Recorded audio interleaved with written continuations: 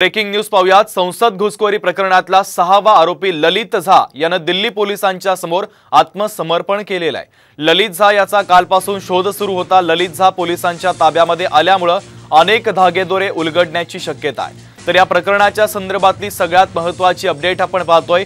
संसदेमध्ये घुसखोरी करण्यात आलेली होती आणि याच प्रकरणातला 6वा आरोपी ललित झा याने स्वतःहून दिल्ली पोलिसांच्या समोर आत्मसमर्पण केलेलं आहे। ललित झा याचा कालपासून शोध सुरू होता। ललित झा पोलिसांच्या ताब्यात आल्यामुळे अनेक धागेदोरे उलगडण्याची शक्यता आहे। तर लोकसभेत घुसखोरी केलेल्या तरुणांचा डाव्या चळवळीच्या एका गटाशी संबंध असल्याचा संशय पोलिसांनी व्यक्त केलाय।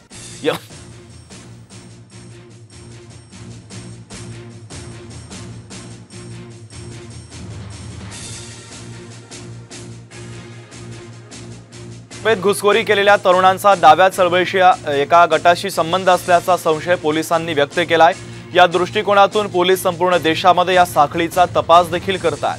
तर या संदर्भात या युवकांच्या फोनवरून कुणाशी संवाद झाले याची माहिती देखील आता पोलीस गोळा करतात।